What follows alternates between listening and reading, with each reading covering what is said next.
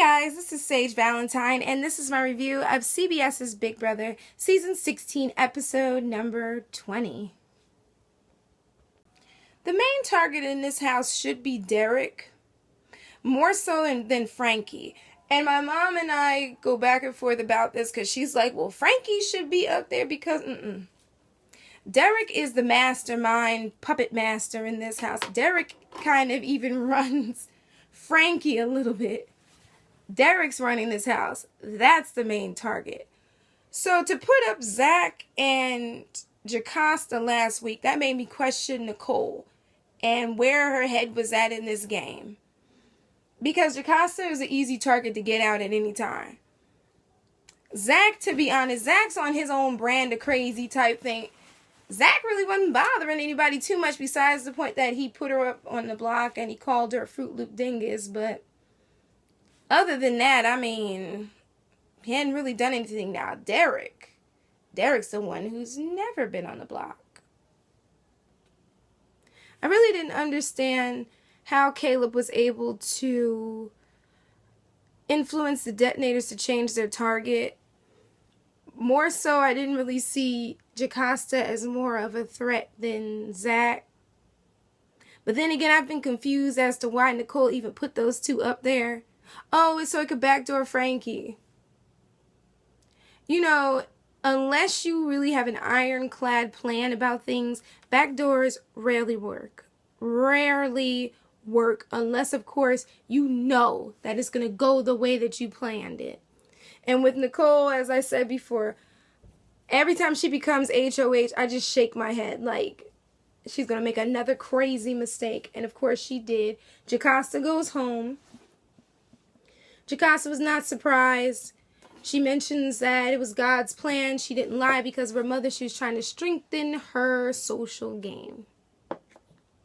I honestly wish she had played a little bit harder, though, because I got a headache watching her every single episode. I was like, Jocasta, do something. Jocasta, do something. Please do something. And a lot of people got upset because of her whole religious thing, and they kept calling her a holy roller and a fake and blah, blah, blah. Whatever it was, God, I wish she had played the game harder. So at least we could have seen something, like a big move being made, because right now we're not seeing too much. Or so I thought. Because all of a sudden, Hayden and Nicole become targets. Hayden pops up on the nomination block next to Donny because surprise, surprise, Caleb wins the HOH. How that happened, I don't know. More so, why did all those people mess up, the other contestants mess up their answers so quickly? Like, to me, it seemed phony. I don't know why. Don't get me wrong. It just seemed like they threw that thing to me. I don't know. I've been noticing guests and players throwing the competitions since, I think, season 7. Then I was like, did they throw that? Because I'm starting to see something weird. But anywho, to make a long story short, Donny wins the veto. Nicole goes up in the place of Hayden. Now, before Hayden gets voted out, he spotlights Christine and Frankie and tells the house guests, listen, these two are trouble. Derek's trouble.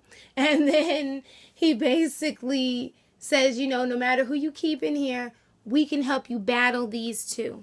And of course, Hayden gets voted out pretty much 5-2. So it was basically done to cripple Nicole because that whole showmance thing put them on her radar. See, that's why I'm anti-showmances. Yes, I know that you're attracted to somebody, the hormones, but if you really watch Big Brother like you say you have, you try to avoid it at all costs as much as you can. You guys can be friendly, you can be cool. But showmances, it always ends up bad, especially for the woman in it. Especially. I really don't want to see what's going to happen at the end of Zanky. I really don't. So, when Hayden was out, he basically said that he got boned. He thought that he had it sewn up. So, basically, he thought he could float his way through. This is a true no floating zone season, although I'm still not sure why Victoria is there, but I digress. So he said once he found out Jocasta was evicted, he knew that he that something was up and that Frankie was playing him and that he was the next target, and unfortunately he was. Now, as far as his dating or like a relationship or love blooming between Nicole and Hayden, Hayden basically says that he really hasn't thought about it much. They're very different. He's a bachelor. She's a farm girl. She wants to get married. He's not ready for that. I mean, they could go on a date. So he's being really evasive, but anything's possible. I mean, I haven't seen too many showmances work out in this house, save for Rachel and Brendan. But other than that, that's about it.